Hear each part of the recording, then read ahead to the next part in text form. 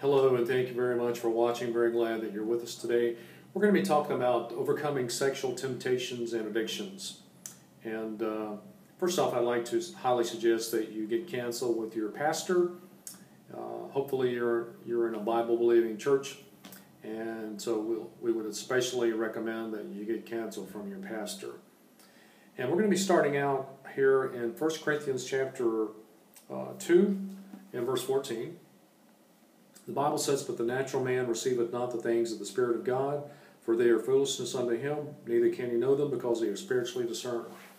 We use in our personal counsel, we use a triad approach to dealing with serious sexual temptations and addictions. And it's a triad. We use prayer, fasting, and walking in the Spirit. And these are the main things that we use when we counsel somebody.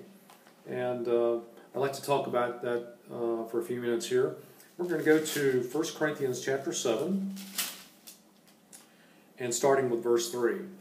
And this deals with a husband and a wife. And the Bible says in Genesis, "Let a man leave his mother and father and cleave to his wife, and they twain shall become one flesh." And they come together as one, and they're in each other's arms every night, and they're addicted to each other. They need to be, in a good way, they need to be in each other's arms as much as possible. I mean, every single night.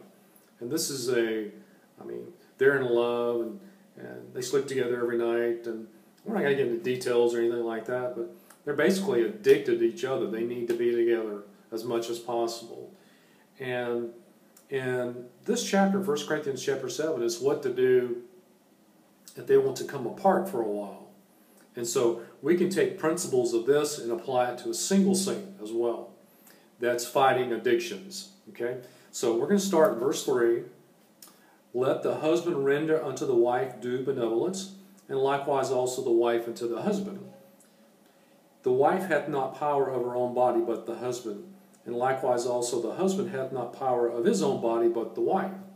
Defraud ye not one the other, except it be with consent for a time, that ye may give yourselves to fasting and prayer, and come together again." When you come apart, when a man and wife come apart, they have to be praying, and they need to fast. These are two things that are suggested here. And the idea of praying is your fellowship with the Lord. You're talking to the Lord and fellowshipping with Him. And the idea of fasting is through your day-to-day activity. If you decrease your food intake, you're slowly shutting down your body. If you decrease your food intake in your normal activity, then your body has to rely on its own resources, its own energies to keep you going. And basically, a lot of people that fast, they lose weight, that kind of thing. But these are two things that are suggested right here. Spend time in prayer and spend some time fasting. And then later come back together again.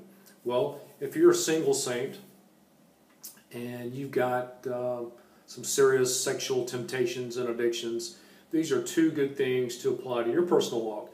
You need to spend more time in prayer with the Lord, okay, in fellowship with the Lord. And then also, you need to consider fasting. And that's something that you have to pray about and decide what you're going to do. And many years ago in my personal walk, I personally had problems like everybody else, and I spent time in fasting. And myself, I got up to like 4 days. I was fasting for a while. I was fasting like 1 day every week. 1 day a week I was fasting. And then when I first started out, I'd fast 1 day a week for a little while. And then I did a regular extended fast for like 4 days. And I don't do that now, but that was many years ago. And I got great victories. This wasn't too long after I'd gotten saved and had a lot of problems in my life. And so I was studious. I was studying my Bible, and I spent some time fasting. I lost some weight, but it removed some addictions and some bondage I was in, and it really helped me.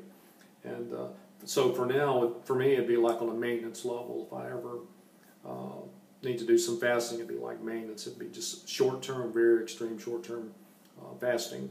And the third part of our triad, we talked about already. We talked about praying. We talked about fasting. The third part is walking in the Spirit. Over in Galatians chapter 5, verse 16, it says, "This I say then, walk in the Spirit, and ye shall not fulfill the lusts of the flesh." And then also verse 25, it says, "If we live in the Spirit, let us also walk in the Spirit." When you think about walking in the Spirit, you're thinking about fellowship with the Lord. You're thinking about assembling with the saints at church. You're thinking about hymns, psalms, and spiritual songs, good music. There's all kind of things that you can do that are walking in the Spirit. Myself, when I go to bed at night, I got a new app for my iPad. Brand new app. It's the King James Bible application, and I've got Alexander Scourby on it. And I can actually set a timer when I go to bed at night. And I set a timer for like 30 minutes, either 20 to 30 minutes. And then I go to bed and I'm listening to the Bible. I like the wisdom books when I go to bed. Proverbs, Ecclesiastes, something like that. And then I listen to that, and it shuts off on its own. And in the morning, I wake up, and the iPad's already cut off, totally cut off. It's not consuming energy or anything, So that's just one way of walking in the Spirit. When I say walking in the Spirit, as far as our third part of our triad, it's more about transportation in walking in the Spirit. In the book of Revelation, a couple places it talks about carried and in the Spirit. It's transportation. Paul said in Acts chapter 20, and verse 22, he says, "And now behold, I go bound in the Spirit into Jerusalem, not knowing the things that shall befall me there." This is like transportation, going to do something spiritual. One of the greatest things you can do for your spirituality is be a witness for Jesus Christ. There's all kind of evangelistic excursions you can go on, whether it be in your region or overseas. Most churches have a visitation program. Where I'm at least one day of the week, we evangelize publicly. We go out into the public and track distribution or something like that. And that's really good for you. If you're at a church and you're not doing that, I highly advise that you get with your pastor and start doing that, because that is really good for your flesh. It keeps the flesh down. See, we started out talking about the natural man receiveth not the things of the Spirit of God, for they are foolishness unto him. A lost person will not understand this. We're talking about something that's highly supernatural. You have two natures, a spirit nature and a flesh nature. And which nature you feed is the strongest nature. By feeding your spirit nature, you're putting down the flesh and the lust and the desires and all that. You're putting it down. And one of the strongest components, one of the strongest things that you can do as far as that triad is walking in the Spirit with a transportation view. If you go somewhere and witness to somebody, that is extremely powerful. Very powerful in putting down the flesh. And I'm talking about like not only just one day a week. You can do this every single day. Like I carry gospel literature in my wallet, and I carry literature in my top pocket. And I mean, day by day by day. Yesterday I was in a restaurant, and the cashier, for some reason, was kind of like interested in me personally.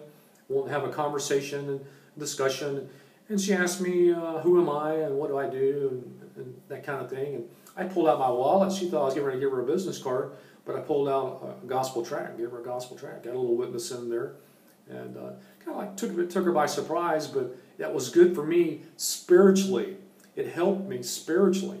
When you go somewhere and witness to somebody, it helps you. I mean, you can't see the end results presently. The Bible says that which is eternal is not seen. You can't see the end results, but believe me, you are sowing to your spirit nature, which is putting down the flesh. That is very, extremely powerful.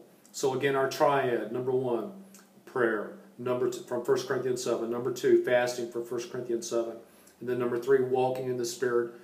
That's from Galatians chapter 5. Walking in the Spirit with a transportation view as far as going into the world, going out and trying to reach somebody for Jesus Christ. Well, hope this has been a blessing to you. Thank you very much for watching.